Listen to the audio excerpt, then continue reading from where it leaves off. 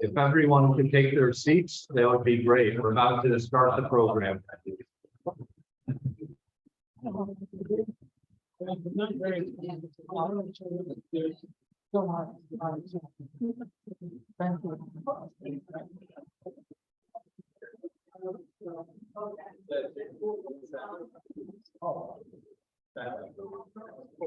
Well, it's great to have Craig Bergmann here tonight for our Sunday Fireside Chat.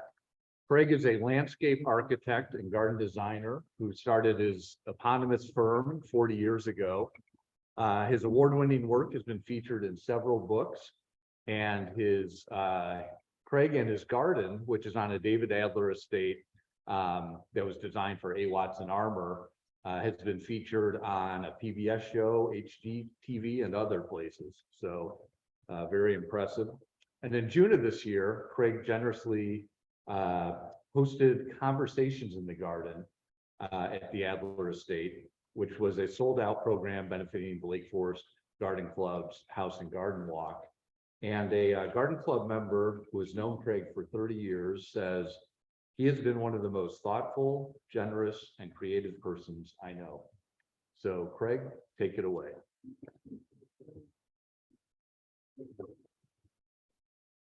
Don't clap yet. Well, good evening, everybody. I wouldn't call our place an estate. It's actually the entry complex of Elwood Farm, and it's just some beautifully designed buildings that David Adler did. And Paul, my husband, and I, we just decided that we didn't have 3 kids to put through Ivy League schools, so we thought we'd salvage 3 old buildings that we fell in love with. So, you know, if you're here for a fireside chat, I'm sorry the fire can't be burning. it would burn all the pictures, you know. So, Owency is such a fabulous place that celebrates the site, like so many public projects. You know, some of the best spaces are saved for clubs or state parks or national parks, whatever. And it's interesting for me, the more we travel, as I have more time, I'm realizing that our country, as it grew, it saved the best for the people. And interestingly, when I do residential landscape in old communities like Lake Forest, it was actually true then too. You know, the bigger parcels of ground were the first sought, and now those big parcels are coming back for all of us to share. So we're very happy to live and work here, and I feel like my work can be better now that I know the soil, I know the people, I know the history of the architecture. I mean, all those things are fascinating to me, you know, besides garden design. Do you know what I mean? I'm lucky enough, my former partner said to me once, you should be really happy your vocation is your avocation. And I never really thought about it. And it's true. I mean, I don't tire getting up and going to work.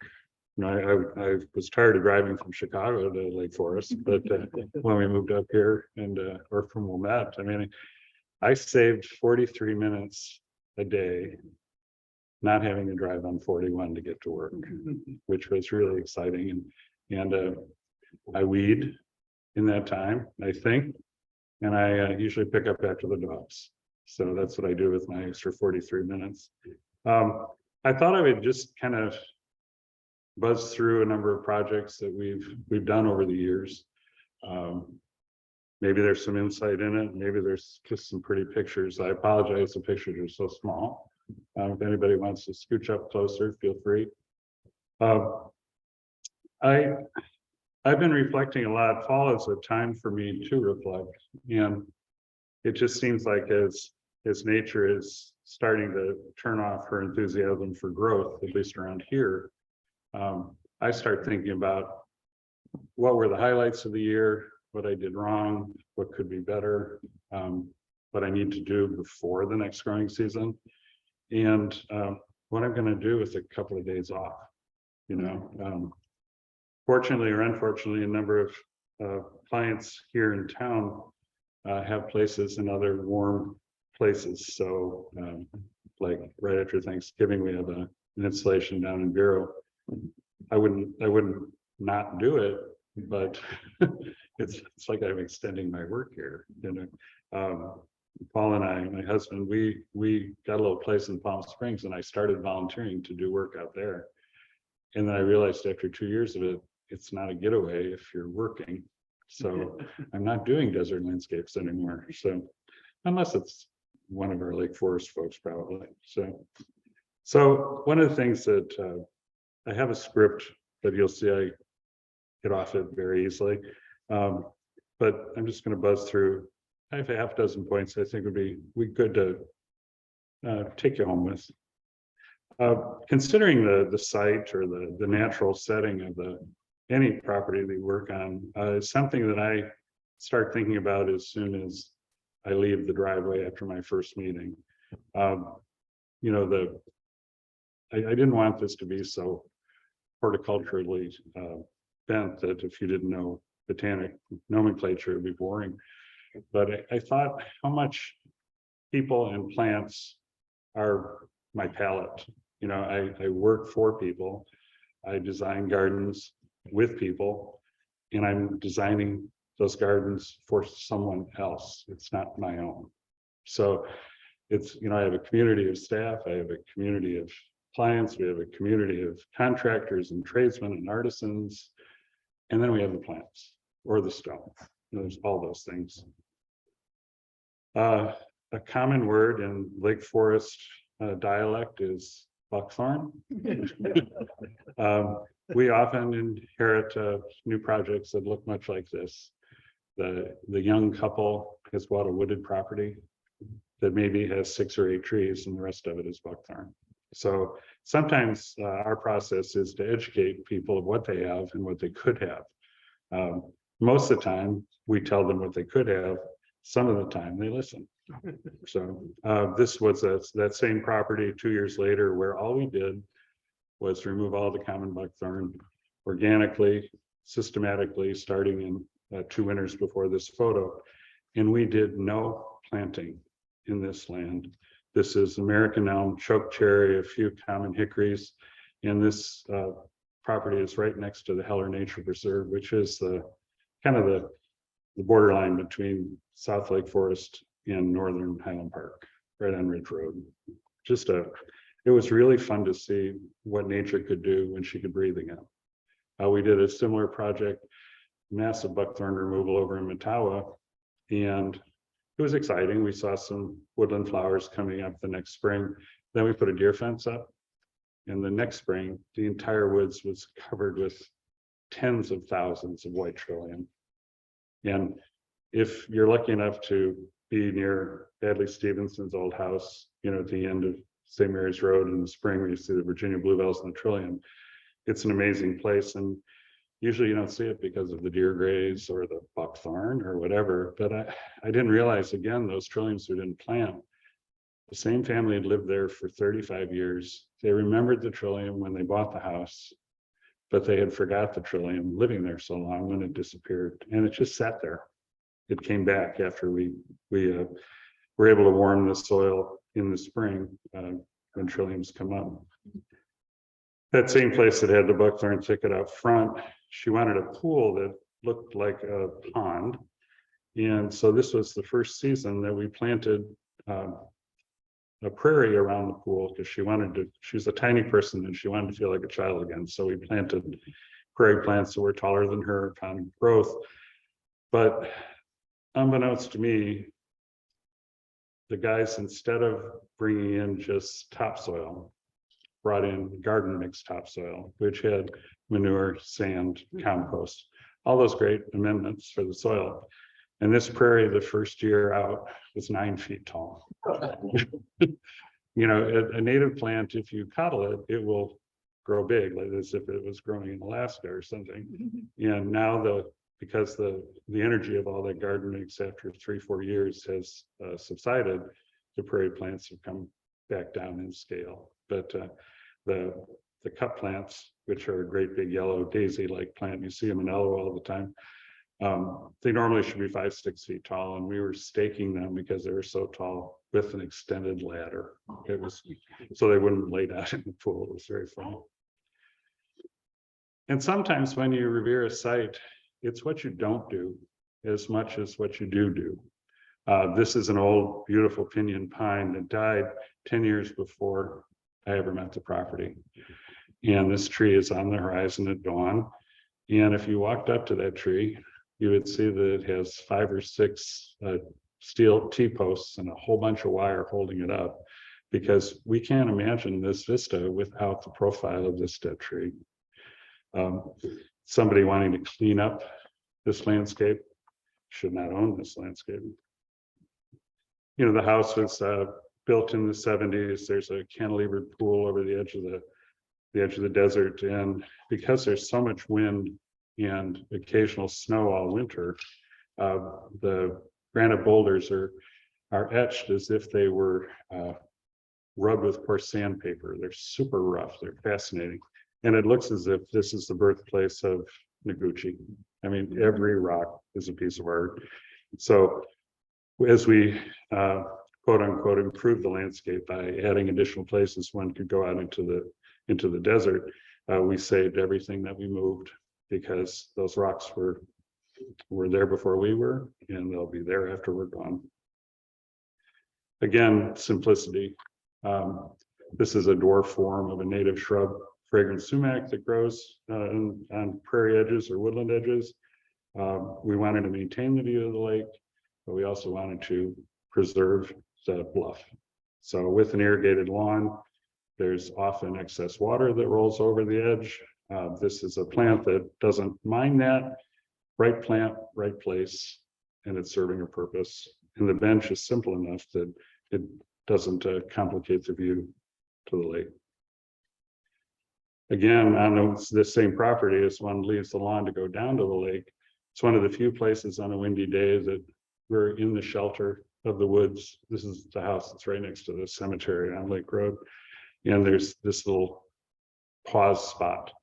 And our client, she's a member of a book club, and they often commune down here and on spring and summer days when there's a little bit of breeze, and it would be too windy if they were up at the house. So, and we did a compass, so they always knew where their true north was in the paving. Sometimes the scale of things really has to be considered. These towering oaks and hickories out in Mattawa, this is that woods that's covered in trillium. There was a long distance view to this this garden, and I wanted to use things that were big enough that they could visually complement, but also compete with the scale of the trees. Our client is a chronic collector, and he had a pole barn on the property that was just filled to the brim with fabulous Asian things, from starting from the 6th century to about the 15th century. And I said, can I put these outside? They were outside, why not? These are 7 to 9 foot tall Buddhas carved out of a monolithic piece of granite. And they're from, I think they're about 16th century. What we did is we poured concrete pads in the summer so they would be supported, because the last thing we'd want to do is for Buddhas to tip over or go crooked. We went to find the true compass east, because typically a Buddha would face east.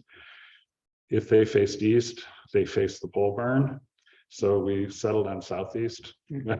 But and then I was worried about the trees as we were trying to figure out how to get these things out of the pole barn across the root zones of trees to their resting place here. And I mentioned it to the client, Marianne, who's now passed, and she said, well, I'll put my mind to it.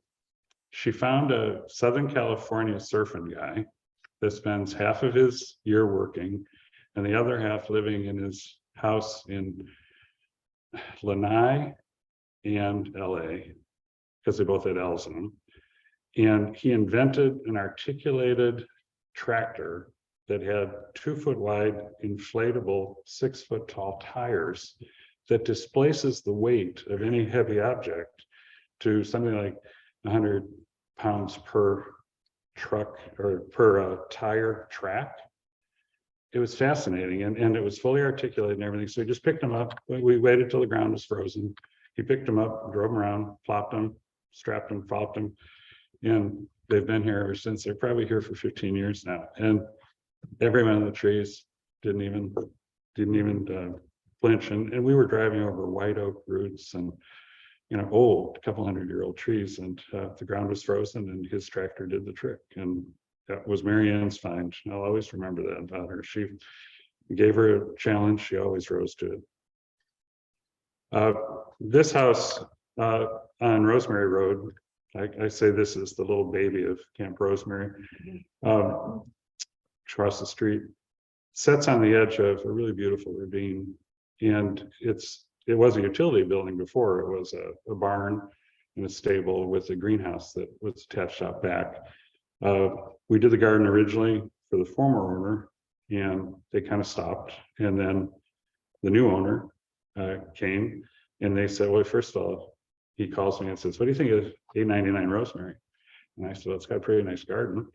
And I said, we're going to have to fix the interior, and we could do something more with the garden. And so they bought it, and they hired Paul and I. Paul's an interior designer. So the two of us have, this is labor of love over the years with these folks that are friends of ours now. But one of the things about this house is that because it sits on the edge of the ravine, it's sandwiched between the wild and the cultivated. And I feel like as a landscape architect, as a designer, as a conscious person that's being trusted with a beautiful piece of property, I have to put my work in context to the site. And I also have to make sure that it is easy to understand. So it's not just for me, it's for everybody that might come and enjoy the garden. So this is a very narrow wisteria arbor that basically works as a rail at the edge of the terrace. And then the big openings, to me, I call them the windows to the wild, because that's how you can truly see down into the ravine. The bramble on the old Westbury garden, kind of verdigris colored carpentry, that vine is Kentucky wisteria, and it blooms every year because Kentucky wisteria is not the Asian wisteria that we think of when we think of Lake Como or Nantucket or something. It's actually an American native, and it blooms after it leaves out. So the buds themselves are not frozen by cold winters that we have. Where the Chinese wisterias, the buds, like a magnolia, are on before the blooming year the next spring. So it's fun to be able to create this homage to nature, give people a place to sit and enjoy it. It's far enough away the mosquitoes aren't there. And then if you turn to the other way, you look across the sunken garden to what was once an old orchard, which we're now making into an arboretum over time. The garden here originally was level with the grade of the terrace, and I asked the former owner, could I drop the grade of the garden so you could see past into the field? And they said, well, where are you going to put the water? And I said, well, you live on the edge of a ravine. So I said, you just have to promise me that we only use natural fertilizers and we don't use any chemicals because we're draining down into the ravine. They said, sure, you're taking care of it, so figure it out. But it's been a success, and we can grow things that sometimes you can't grow in Lake Forest because the drainage is good. We have a gravelly soil with a drain tile that drains all year round, so we can grow butterfly bush and lavender and all those good things in this garden. Architectural appropriateness, I've kind of touched on that already, but we sometimes are able to be hired at the beginning when a new house construction is happening, so we actually can help site the house on the land with the architect. Sometimes we've inherited a great siting, other times we've inherited a terrible one, or the result of a subdivision or whatever. So Always a challenge. This particular house, built in the 70s, is the one that had the big prairie plants with the pool. It was, I don't know, it looked like a Lindell home on steroids. Like it should be out in rural Michigan, and was built by a contractor, not by an architect. It just was cedar siding and glass. Couldn't tell where the front porch was. So I said, could I put a gabled entry on the shed roof of the porch, so when your friends come to the front door, when it's raining, they don't have to go through the water curtain that the shed roof had, because they didn't want gutters on the house. So, and I said, by the way, we're going to put a gutter on. So we put gutters on the shed roof, use rain chains, did this gable with rough timbers. And I'm always invited inside people's homes when we're talking about what to do with the landscape. And I noticed that they had these doors leaning up against the wall. They hadn't moved into the house yet. And I said, what are you doing with those doors? And she said, well, they were the headboard to our bed. We were in Thailand one time and we loved them, and we brought them home and turned them sideways, and they became, and I said, can I laminate them onto your front doors? And they said, sure. And which was, I thought that was a really cool idea. And then at the time that this project was going on, which is now probably 15, 18 years ago, the Yangtze River Valley was just about ready to be flooded, because the big dam that was being built was almost complete. And there was a China program, a governmental program, that relocated people that would, where their properties were being abandoned for the flooding of the valley. And they gave people an opportunity to sell any salvage that they had of their homes, and they gave them cash for it as part of their payment for having their home taken away. I don't know if you might have seen over the years, again, probably 15 years ago, there was a glut of granite carved rain barrels and lots of beautiful granite pieces. And it was all salvaged from the river. And we were looking at some of these rain barrels for containers, and I saw these carved and sized blocks of granite. And I said, what are those? And the dealer said, they disassembled a temple, and those were the steps. So those steps are temple steps that lead you to the front stoop. And there wasn't enough stone, and we couldn't afford, more antiquities. And crab orchard stone from central Kettle Moraine, Wisconsin, was the same tones as the granite from China. So we were able to kind of tell a story between the Midwest and salvage, and then we had an Iron Man do the strapping on the front porch, and I think it all blended very well. And then the rain chains dumped down into the landscape, which is why those horsetails look so good on the left side of your image, because we just did little gravel rockeries, because this house was built on heavy clay, and remember, it was a buckthorn thicket. We were involved in the siting and the construction of this big house years ago on Lake Road. And I think that when somebody wants to make a referential statement to another time or another style, it's really nice to get that feel as soon as you turn into their driveway.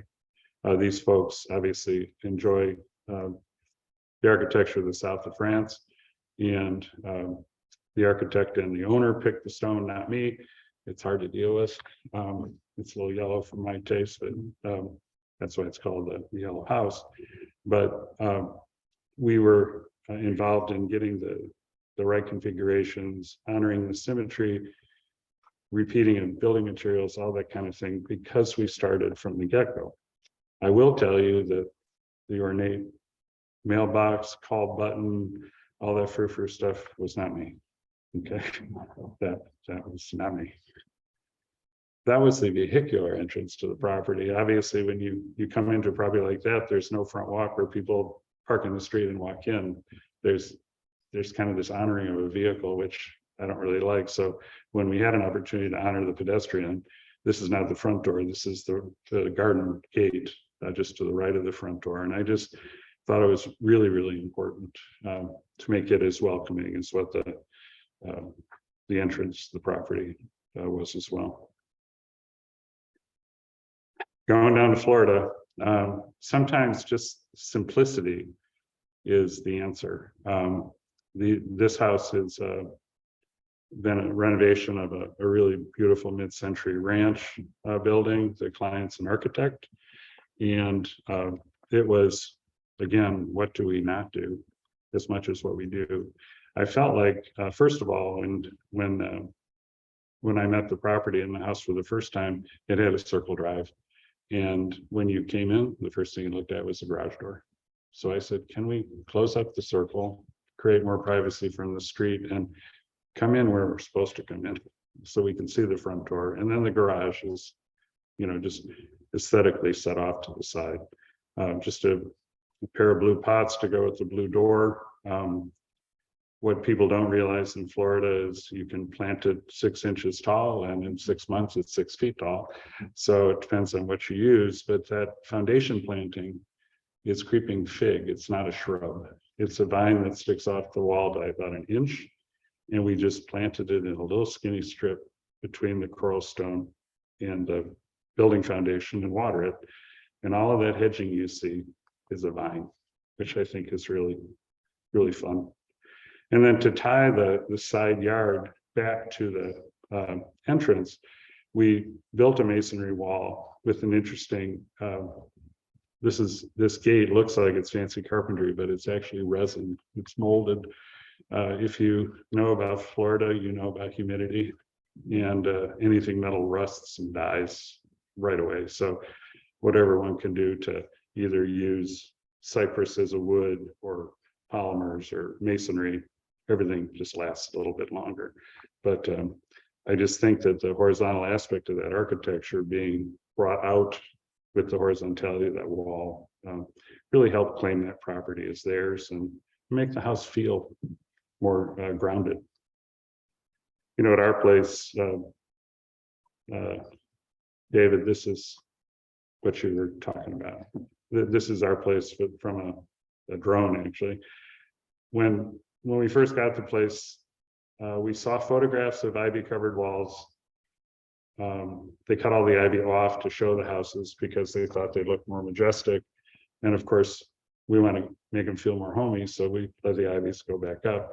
But what we realized was having the ivies go all the way up to just underneath the roof, it made the houses feel more squat. Architecturally, they just weren't as tall as they were intended. So the little inset photo, again, not quite clipped perfectly, but it just shows you just how proportionately to not have the vines feel like they take over the house so much. I think it's honoring the architecture a little bit better. Sometimes we have great old houses to work with, and plants actually heighten the architectural style. This has brambling, wisteria, and English ivy, and resplendent old plants all over the place. This house was built out of LaSalle Street clay brick. Then all of the carpentry that you see in the tutoring was brought over from 3 17th century houses that were dismantled in England, because this house was built in the 30s, and everything about it is about being authentic, and it has the terracotta roof. So when we inherited this sunken space, we wanted to make sure that it was an ode to England, though it was in Hinsdale. And you can just see that it just feels, that casual planting style, but then some formality in the configuration of the space, and using the old brick again to use it as flat work. Interestingly, even all the driveway of this house is these old brick. Come to find out, he was a trader on LaSalle Street, and he made a deal to take those bricks off the guy's hands. So there's a lot of brick. The coach house, the yard is fully contained with the same brick wall. It was a wonderful project to work on. Horticultural appropriateness, that if I'm talking to a garden club, I usually talk about horticulture first, but this is supposed to be a Sunday afternoon talk, right? So evening talk. When you inherit buckthorn thicket, the first thing you should do is look what's left after the buckthorn comes out. In this photograph, it was green ash. and chokecherry and some native hawthorns. This was pre-emerald ash borer. But we thought, okay, time for swamp white oaks, Nissus sylvaticus, some red maples. So we could read what was going to be horticulturally appropriate by what was growing there naturally. So it's like reading a textbook and memorizing it. It's very different than if you apply what you learned and flopped on your face and succeeded. We have decades of reading what's growing, and that's why we typically don't waste our clients' money. If it's going to be a quagmire of a landscape like this without major drain tiling it, and a lot of infrastructural work, we won't impose plants that need perfect drainage. We just, the choices are limited, and rocks become our friends as objects. So sometimes I just like the poetry of setting an object in the context of a bigger setting. This is a Cape Butterfield horse. It's bronze. It's the top of its mane is about 11 feet tall, just to give a sense of scale. And my client said, we bought this horse, where are we going to put it? And I said, well, you've got a house in the woods, so we have to put it in a little patch of grass because that's what a horse would graze in. Well, the lawn is made of Pennsylvania sedge, which is what our woodland tufty grass is that occurs just underneath our native trees. So, but it's believable because the horse helps make the point. You know what I mean? The rough turf is there for the horse if it so chooses.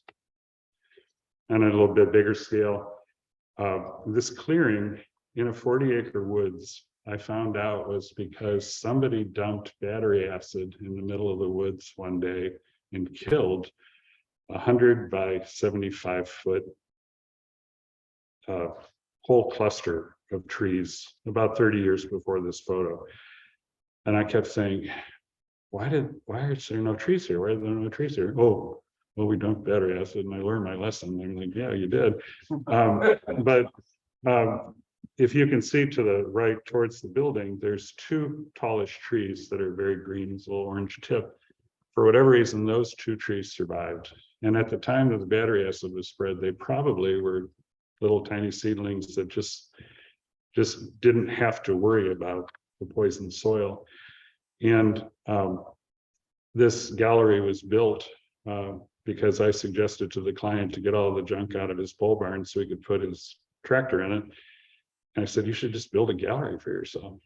And they did. And then they start collecting more and more and more. But it's a wonderful place owned by the McLean Foundation. But for me, when I saw this picture of this, I call it a tea house on stilts. I said, can I use that on access to the main view out the museum court? And he's not sure. But I wanted to put it in Mattawa, and I wanted to honor where it came from. So instead of just a straight shot or putting it in the middle of a lawn, we actually made a bend in the walk, much like yin and yang or a Zen bridge would do. They were always overlapping planes, which is a little place to cross. And at that juncture of the bend were the two saplings that survived the poisoning in the soil. So I like that, here we're going to this grand thing, but we have to honor the trees that survived the rape of the land. So that probably doesn't come off if somebody's a visitor because he wouldn't admit that. But I like that story exists. And then what we did was we used mown turf. Then we chose a ornamental grass that's still a native that only gets this tall, called Deschampsia, tufted hairgrass. And then as we reached the edges of the woodland, then we added woodland native trees and shrubs that would be there, like sumac and gray dogwood and young sapling oaks and the like, and then the woods. So, the woods was wrecked, and then we're oozing what's happened to the land back into nature. So just conceptually, I thought it was actually quite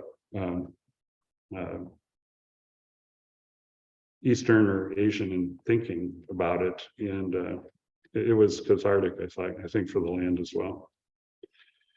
Sometimes just doing a traditional herbaceous border will, if one follows in the Gertrude Jekyll tradition, she typically did pastels close to the house and bolder colors further out and bolder texture, usually ending in gonorrhea or yucca or something at the far end, which we can't grow. In our case here, we had to do not only pastels, but also shade tolerant plants because of this old elm tree that was in the middle of the borders. And the reason those borders are there is because they're on axis with the living room. So honoring tradition of the architecture and trying to be horticulturally appropriate and keep the elm tree alive at the same time. No automatic irrigation, sprinkler watering only, and everybody's happy. I apologize for those hornbeams in the back not being pruned. Can't do it all. Sometimes just a little bit of a microclimate from an old plant. It could be an oak tree. It could be old, 50-year-old bird of paradise, like in this garden. The opportunity underneath these bird of paradise was to create just a tapestry garden of bromeliads because we had the jungle setting for the jungle plants. And the view of this garden, you see it from the lanai of the house, which is really nice. Embracing the program. We always create a program for our projects. Obviously client involved and typically client driven, but also budget driven, site driven, architecturally driven, all those things. But sometimes the programs are really fun. This is a tropical garden for cutting foliage for flower arranging. To have these gorgeous live oaks that have the resurrection fern on the horizontal branches, and then we've tied phalaenopsis and band orchids on it. And all this tapestry down below has just been really fun to play with foliage, and it literally is so they can just see a composed jungle, but also on a whim make a beautiful flower arrangement of foliage. This client, the program was, I got a call from the husband. He said, "You won." And I said, "What do you mean? Who are you?" And he said, "My wife's a doctor. She's turning 60. And I gave her a choice of going to Graf, going to Europe, or getting a garden by Craig Bergmann. And she chose you." And what she wanted was she wanted a great big kitchen garden. So they had 4 Labrador retrievers and deer. So we put up a deer fence with motion sensors on the gates, so they knew if the Labradors pushed the gates open. This garden has been in production now for about 10 years. We salvaged an old flagstone patio that they had piled up behind the garage. We had an old arborvitae hedge that came down, and we made this harvest structure out of all the found logs that were there. We trained all the espalier trees onto the fence so we didn't take up garden space. And she supplies not only her family, but her kids' families and a food pantry from this garden. And she's retired and she's become a full-time gardener at her own house, which is pretty wonderful. Sometimes we are given challenges that have to be researched. And it could be, about what somebody's telling me. It could be about what they're trying to do, whatever. Well, this particular house is next to the cemetery on the left. And water is the most positive feng shui element one can have when trying to reroute the bad and get you on the good track. So what we did is we brought the drive in at the bottom right corner of this image, and we make the people go around the fountain to appreciate the water. But when you get to the front door and the door opens, the positive, I think it's positive, you call it proper feng shui, takes you from the moving water in front, through the house, over the pool to Lake Michigan. So all of the bad mojo that's on the other side of the cemetery wall has been redirected, and it goes right through the house. So the things you'll learn. So, and this is the view on a beautiful morning, obviously, but the calming effects of water, if nothing else, right? the program here was get as much stuff out of the barn as you can and make it pretty. So these are all 5th century Korean grave markers. And my favorite time is in the middle of the snow and they all have cone heads. You know, it's really fun. The husband collected it, or I think it's pretty much done now, but collected Asian antiquities, and his wife collected globes, and then the husband collected maps. So all of these beds are in an island of turf that we do not chemically treat with all these trees. So when you're in the upstairs master bedroom, you look out the window, the island beds look like floating continents in my client's ocean. So that was the concept. Sometimes one plant can tell you where you are. Sonoran Desert. This client could afford one saguaro cactus. We brought it in with a crane, broke through the wall on the right-hand side because their best friends live next door. Found a beautiful reclaimed gate, and this is in Tucson. Again, in the desert, different place. One of the things that I've found since Paul and I have been spending more time in the desert, and also going to different desert habitats, it's hell to grow anything. You know, it just is. Water is the secret, and I feel guilty about using too much water in the desert. So, in Palm Springs, for instance, every property is either surrounded with a wall or a ficus hedge, or both. Ficus have to be watered every day, and in the summer they have to be watered twice a day. So, you know, in a drought situation like the world is in now, right? I'm feeling really responsible for what we're doing. So, on this particular little property, it's charming. It's only accessible by pedestrian here, but we wanted to do something that was appropriate and not too much, because this is not an architectural gem. It's just a sweet little house. So the gate and the front doors are bougainvillea pink.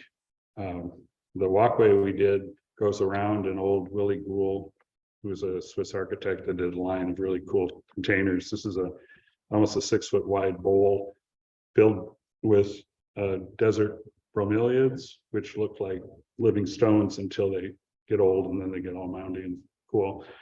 And ice plant from Home Depot, because I needed the tumble over the edges and couldn't afford all the desert bromeliads, so we'll tumble in another 50 years that I may never see. But the bougainvillea pink was kind of the highlight. And then I love in the desert to accumulate all the different blues and grays and just the off greens. There's just such a medley of textures and colors just in foliage. And this house, along with many houses in Palm Springs, this house was built in 62 or 61, I think. Every builder used to give the owner an olive tree in their front yard as a housewarming gift. So this big olive tree is as old as the tree, as the house, and its main trunk where it meets the ground is bigger around than this table. I just love old stuff like that. Details. Sometimes an artful detail can just be a beautiful plant. I mean, if you've ever seen a young Bismarck palm, Marina's mom just got one out her dining room window. I'm so happy for her that she has that palm. Sometimes you have to kind of poke fun at tradition. A typical parterre would be a boxwood hedged bed with flowers or gravel on the inside. In this particular garden, I did bluestone hedging and boxwood infill. Just wanted it to feel different, make somebody smile when they looked at it. Thing outside the box, that's a ornamental pear tree that was trained to be in a Y shape as a single component of a Belgian fence, which is a living lattice of espalier trees if you train them. And I thought, those arches in those windows, we could just bend them and train them into these shapes. And this is at our house in our garden, and the stems are strong enough this year that we actually put lights on them now. So these are our reeds. which is going to be fun. Paul hasn't seen the lights on yet, but they look good. Sometimes it's a motif. This house it's an old Howard Van Doren Shaw house here in town. I feel sad for it that its front door is so recessed and it's like a black hole. So I wanted to greet the visitor at the edge of the driveway, and we brought in this diamond pattern motif in the gate because of the diagonal lines and the tutoring. And if you can you might not be able to see very well on this slide, but we did an ornamental pattern with diamonds and squares in the bluestone paving because it's a longish walk to get you to that front door. And I think that it just helps personalize it and justifies the walking, gives you something to look at on your journey. We had a sea inspired project that the walkways are crushed shells from South Carolina. And then we did pebble mosaics to emulate rough turf or waves. And then around the wellhead, if you've ever seen a sliced chambered nautilus, there's concentric arcs that go around, and we cut the stone in those arc forms as well. The mason just shook his head when we asked him to do that, because they're parallelograms, but they're smaller at the top than they are at the bottom. So it was a tricky measuring. We had a client that had, there was a big hailstorm in Winnetka about 20 years ago, and our client had a big house with Ludovici tile, and they had to order all new tile for the outbuildings in the house. And they had pallets and pallets of this tile. And the client said, "Can you do something with these?" I said, "Yeah." And so we went back to Edmund Litchin's. He was an English country house architect, and at Gertrude Jekyll's time. So this is Edwardian period in England. And he often incorporated roof tiles into garden architecture, as did Gertrude. And these are all terracotta roof tiles that have been cut. So there's a big steel rod that goes all the way up to the Capitol and the beams of the pergola. And it's all reclaimed tile. They're extras to make the columns. And then these are old oak timbers from an old barn that came down in Wisconsin. And that wisteria was growing on the wall behind it. And we built a scaffold to lift the wisteria up off the wall. And then when the pergola was done, we unbound it and laid it back down. So it was immediate gratification. Sometimes it's as simple as the right plant in the right pot. This is an ancient bronze vessel. It would have been for lotus or koi or something. It works great for our native horsetail, just as a piece of sculpture. Again, it could just be a gorgeous rock. This rock is 4 by 6 feet, and it overlaps the garage door by about this much. And they said, "Would you please do a driveway for us and a front walk?" And I said, "We're not moving that rock." And they said, "We don't want to." So what we did was we just followed the kind of Asian aesthetic of what had already been started with the architecture. And we poured these slabs, but while the concrete was wet, we had already sorted and sieved and screened the desert sand. And we rolled the desert sand into the surface of the wet concrete. So the sand on the left is the sand in the concrete, which is the sand on the right. So, art in the details. I walked into a client's art studio one day, and they said, "That's your water garden." She said, "Yeah, we went to Giverny and we came home and I took photographs of my garden that reminded me of Giverny, and she painted this painting." So this is a Highland Park garden. The painting is 4 by 6. And I said, "Can I buy it?" And she said, "Why don't we trade?" So we traded some plants for this. And the white in the center is intentional. She took her photographs on a bright sunny day, so the color was refracted and reflected in a different way. And when you look out a window where the sun is coming in, there's those voids of color because of the white spot. And I thought it was fascinating that she she had the weeping willow and the white light and the oozing and everything. Just it worked really, for me, beautifully. I put it right across my desk. Sustainability. I always love it when it's in to be green. I mean, why shouldn't we be green? I mean, the world is green, right? Why should we be bucking that? These posts are old Osage orange trunks from an old hedgerow that we had to take down. I collect stuff up at our nursery. They call it the yard, Craig's yard, they call it. And I think the word junk gets in there too, but we use the Osage orange post for this bridge over a drainage ditch because the pioneers used Osage orange because hedge apple wood doesn't rot. So why wouldn't I just follow in the tradition of the pioneer, the Indians who used it for that purpose? We wrapped the metal straps on it to keep the wood from cracking over time. And then we used cedar for the bridge part itself. In any municipality, you need to provide a pool fence to fence the yard in.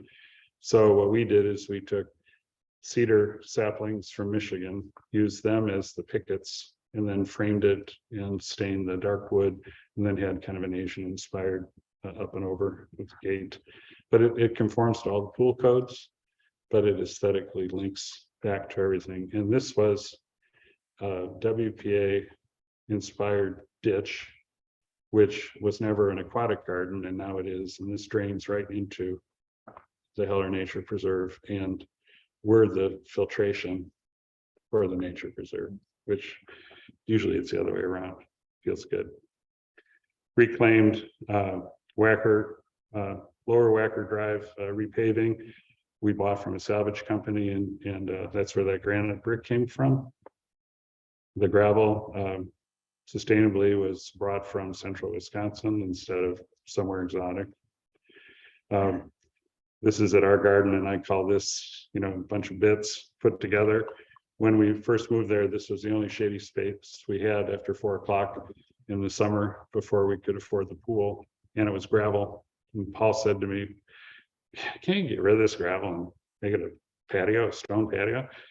And I said, "When we find the stone." And then a client said, "Can we change the pattern of our patio from square to rectangle?" And I said, "Sure." So there's our stone. The edging of the little pond is the top of a balustrade rail that we turned on its side. And it's got a beautiful little profile, all carved from an old house that Mason gave us one day. The vertical column, if you turn it on its side, it's a paneled bench from an old flower show garden in Navy Pier. And the eagle we bought down at the Peru Antique Mall for $35, where Paul grew up in LaSalle, Peru, and we had our painter gold leaf him to make him look more important. So assembled bits. Sometimes it's plants. I mean, these iris, they were Mrs. Armour's iris that were in the rough of the garden when we found them the first spring we were there. And we took 4 years separating them and pulling out the crabgrass and everything and revitalizing the tubers. And at one point we had the motor cord edged in 150 feet of them, and they're a pain in the neck to deadhead, so we simplified that. But we still have those old iris that were on our property front and center when it comes to end of May when iris are blooming.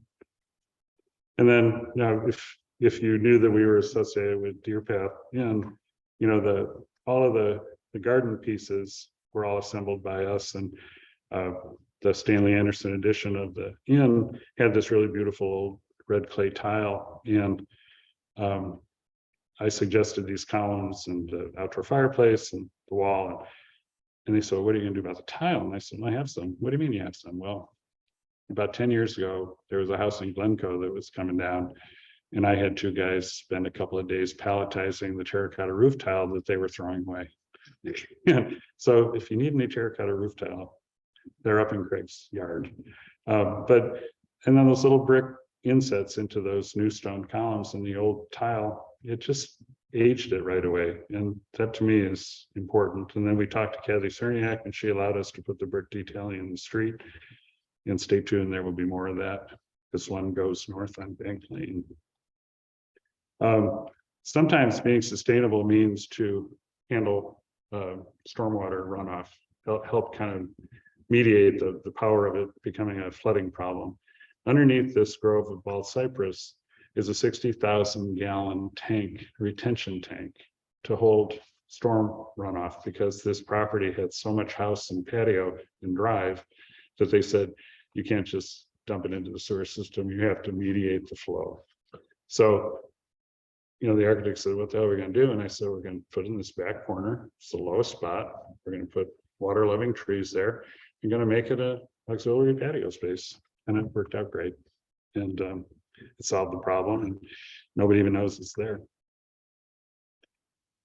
If you ever have old trees, it's fun sometimes to slice them like a slice of cheese or liver sausage and turn them on their side. When I first got started, there was a big old house in Glencoe that we did on Sheridan Road, and they had a timber patio, and it was square blocks. And I thought, I'm going to do that someday. And this was old arborvitae that we had taken down, and now all the joints are moss.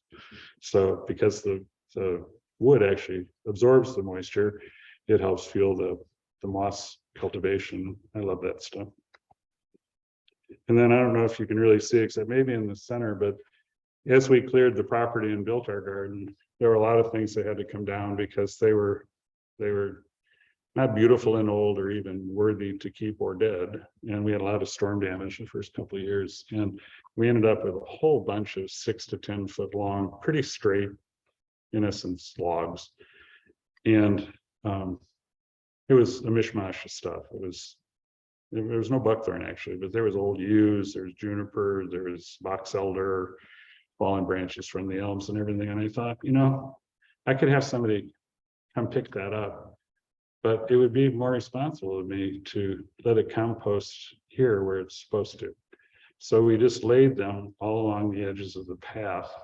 And this last summer, I was really excited that right about where this photo was taken, one of the logs had completely rotted down, and it had baby ferns, a little hepatica, and beautiful orange mushrooms on it. It was like, just because I left the log on the property where it was supposed to be in the first place. So, I mean, that to me is the definition of sustainability. These are just little pretties of pre-frost in the garden.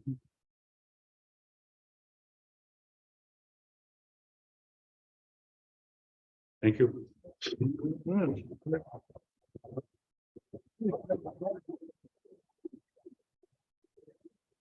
Like I said, I go off script really easy. But does anybody have any questions? David said I could take a few if anybody had any.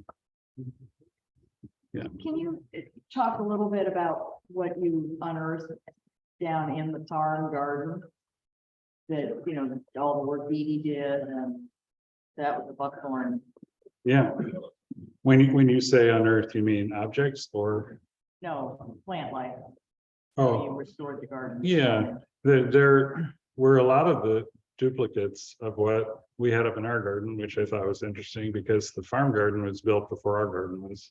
So, you know, we got the babies from the production. Mrs. Armour's main crops of pleasure for her was competition dahlias, peonies, German iris, and tons of annuals. So really, there were very few perennial plants. You know that one pear tree that's still there. That they have signed wood for. There's some youngsters started, but there really was not a lot. I mean, because if you think about a vegetable garden and a cutting garden, it's mostly seasonal crops, and because it was buckthorn for so long, there was no light. So any of those sun demanding seedlings, even if they could have come back, they just couldn't, you know. And an annual is not as tenacious as a perennial, so it can't sit fallow.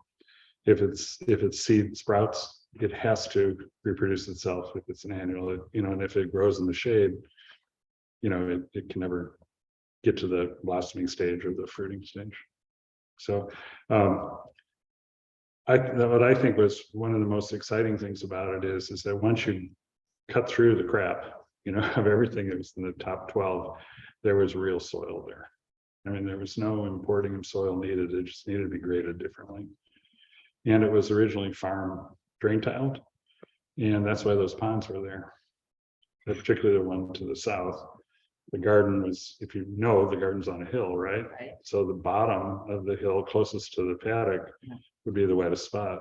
So they dug the pond to drain that low spot to the pond, just using gravity, right? Yeah. And we had to convince to spend the money to put the tile in because the renovation of the garden crushed the tile and they were wondering why everything was drowning. Ding, ding, ding, drain tile. Anything else? Carrington.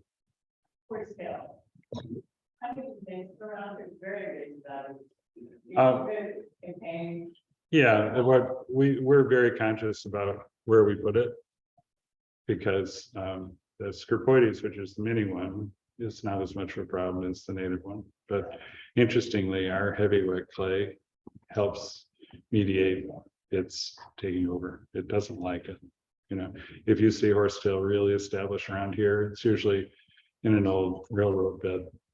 That's where you see it really take off. Did you know that that was the first chore girls for the pioneers? Chore girls, they would cut them and make bundles. And that's what they used to scrub the iron pots with because they were so rough. Yeah. I used to do that as a kid, not even knowing. It's like popping hosta buds, or hitting a seed pod of an impatient and watch it go crazy. So, yeah. The buffer, what's the best way? So we had buffering on the edge of our property, and then we had so many little seedlings that would sit out there and they pull them out, or try to hold them, but it's such a daunting task. Yeah. What is the best, is there a better way to do it? Yes. Gosh, well, hire someone. That's the first thing, Buckthorn, it not only reproduces by the seeds that the birds and the squirrels drop, but also it can runner. It's not rhizomatous, but if you cut it back, it'll sprout all along its root. So what we do is we take the economy of winter and cut everything down. And then in early spring, when the soil is warm enough, we either torch the new growth or use you can't use Roundup anymore, but use a approved short-lived chemical that actually we paint the stumps with it. Instead of routing the stumps like you would with a shade tree or something, they're finding out that it does more damage to the woodland floor taking the stumps out than it does leaving them in and just killing them where they're at. I have a question for all of you, and I won't forget you. Have all of you read the Overstory? Okay. It's a really, really important book to read if you're a human being. It talks about just forest ecology, relationships from tree to tree, tree to shrub, species to species, tree to man.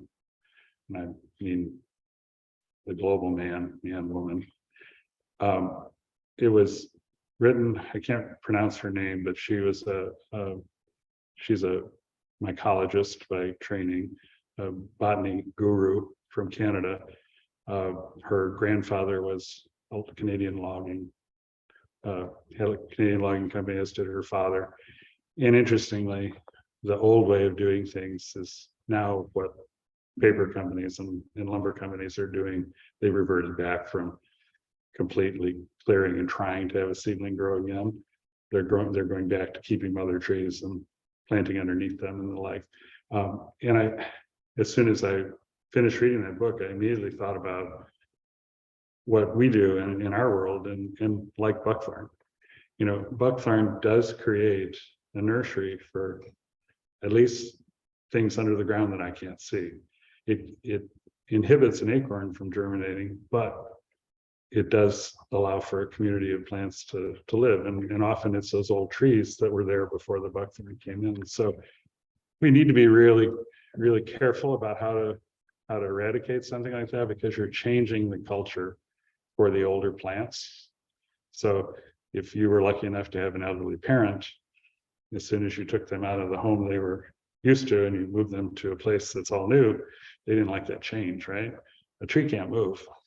So if you change its environment, it's going to react, and not always for the best.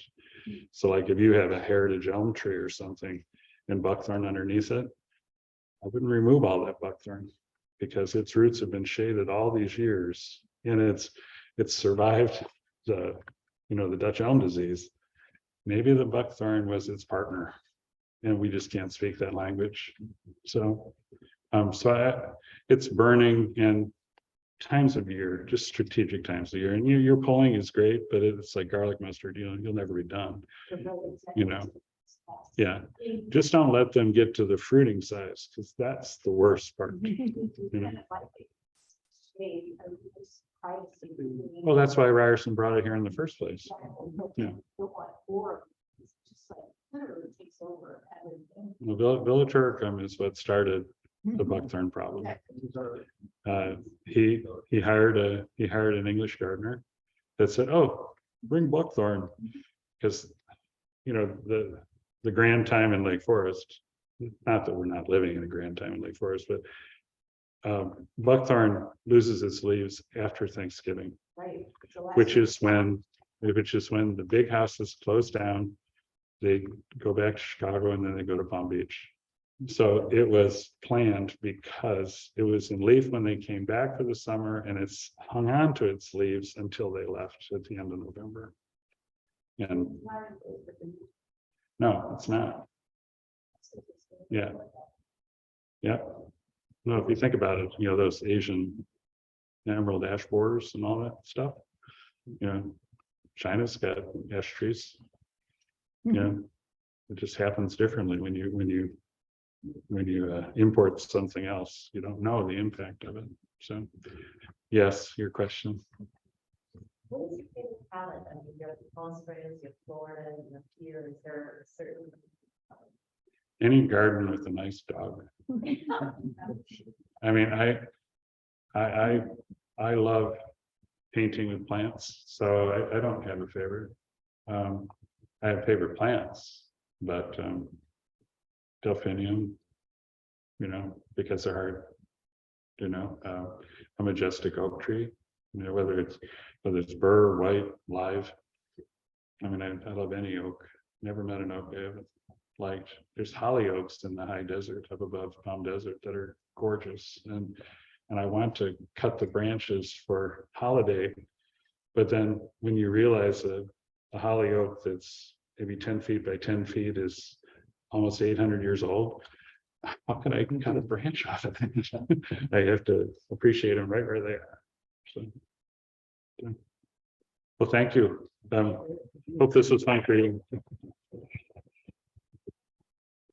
Yeah, it was great, Craig. Thank you so much. And I'm sure Craig will stick around for a little bit if people have other questions, but what a great job. Really great night. And I'm sure some of you are heading to dinner, so enjoy your dinner.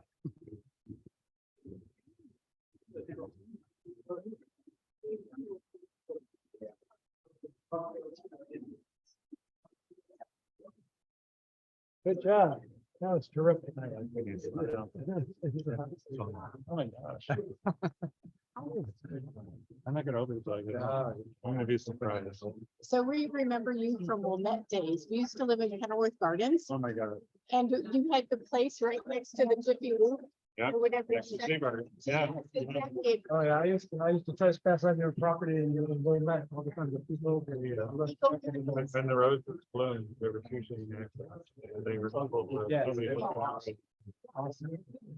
We've all moved up. Yeah.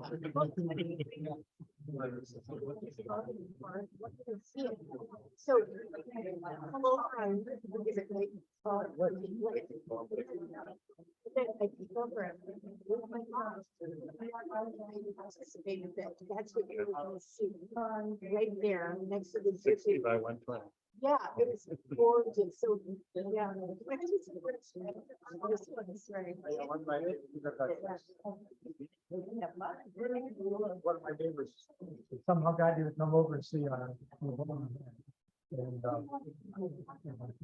but it was my first record. Yeah. But the other garden here. Oh, yeah. Oh, yeah, where are you here? I went on to see them. And, yeah. River side, Here. north side of the street and south side. All right, South side street. South side, there's one house in from the south side. Yeah. And it's the second house here. Yeah. And it's, I think it's on the back now. And all we argue about what we should plant where. I'm so glad somebody loved that. It's something, it's along the street. Yes, yes. See that box in the back? God, that's remarkable. It makes me wonder, I think maybe. And start Yeah. to, Sorry, Necessarily. yeah. So what is your favorite plant? You said you do have I have favorites. a favorite. I mean, I actually think most of my favorite plants are things that I find Right. that are happy for me. A red trillium, spring beauty. I it's been important in my life. So there's nature. Those little things that are important in my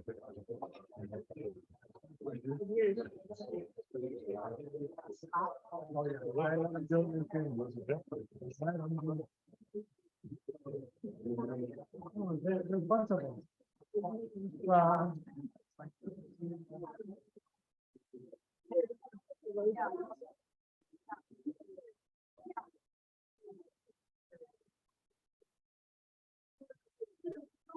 in summer or spring. oh, those peppers. Oh, I planted one. The tiger's name was terrible color and I planted some, didn't do well. Okay, I cleared it with soil. And then it died, yes. So I don't think that, 10 years later, it popped up with a brand new unpromising yeah, with spot. some having your And pencils. Well, Perfect. we're seeing it's like, oh, like that. Did it happen very- You know, we love it, oh, guidance. And so, and then from there it spread to.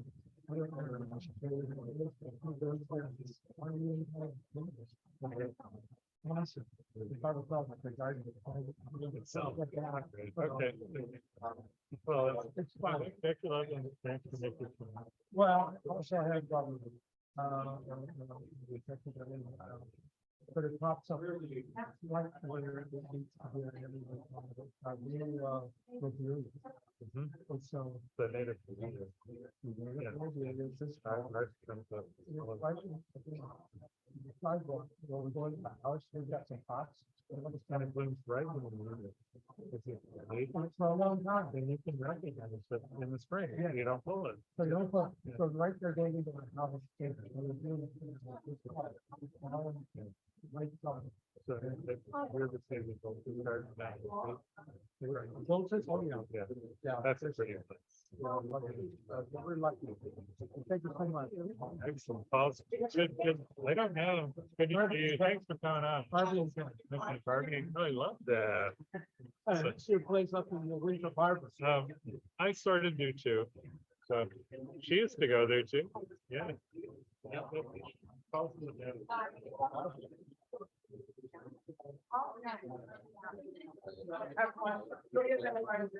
really. Yeah.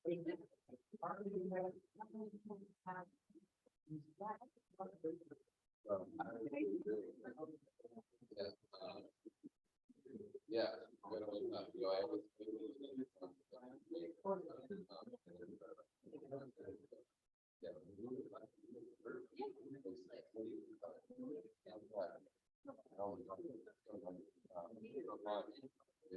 It'll over,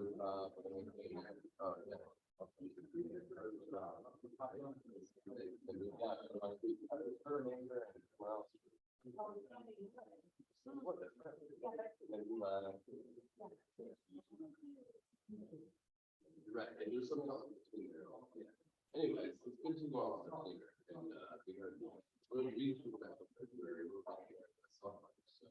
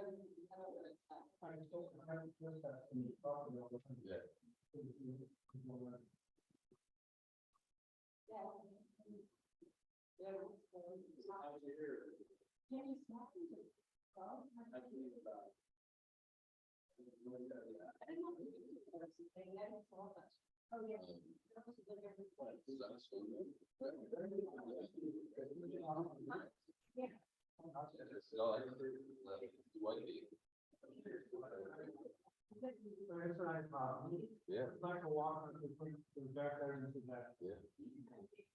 That was very motivating. Hands on the buckboard patch. That would get me working. That's why we're putting that in. Yeah. Oh, it was neat. Seeing this great. Yeah. There's more than. Yeah.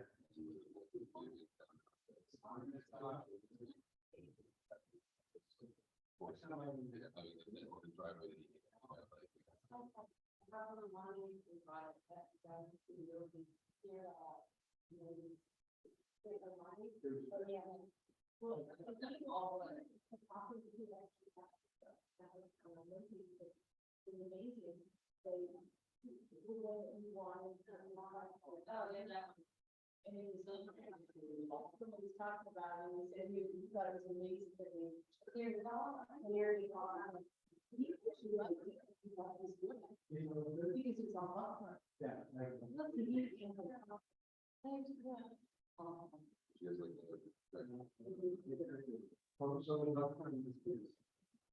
Logic serves its purpose. It serves its purpose. They don't want to, they usually found a buffer between our. Really serious. Right. Fun, you don't want it to keep coming in your environment. So really, in the springtime, very good garden. Yeah. I'm gonna get you a propane torch and you go out there. A well. Just go through the hall.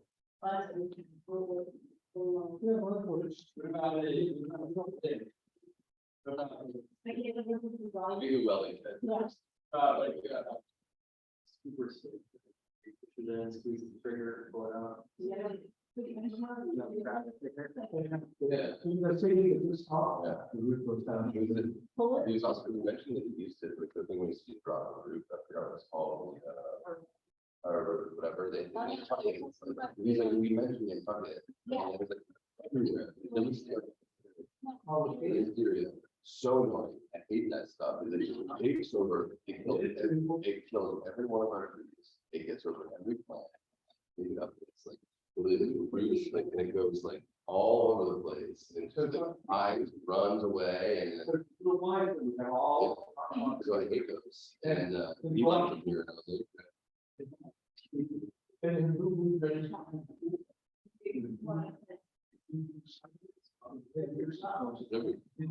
It kills it, right? Yeah.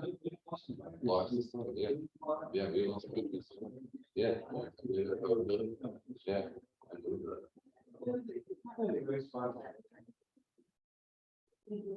it. Switch it in.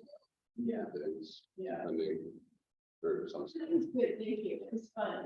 It's awesome. Do it again, Alice. I want to found that. We did it. Oh, yeah. So let's go over it. Do you mind if I, Yeah. Okay.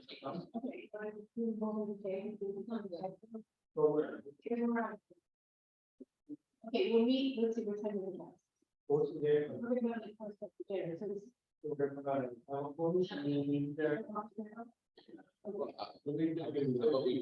Be ready in case. No. I'll put up that. I'm gonna. Just in case.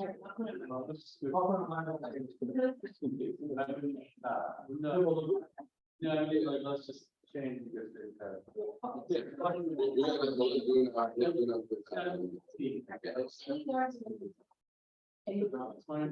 So, your friend, No, I think he's, this is going late to this now. Yeah. That's-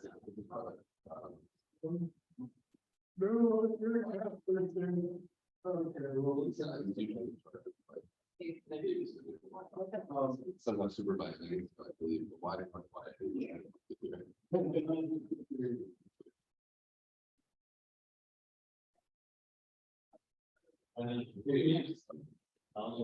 Yeah, as far as I watched the video, you're wedding about 50 times. Oh, it's fun, right? Yeah, Watched it. With Timmy Marshall last night, and Oh, you just saying, did? like how glad we were to have that, you know. One of my favorite scenes So through it all. was Chapin is.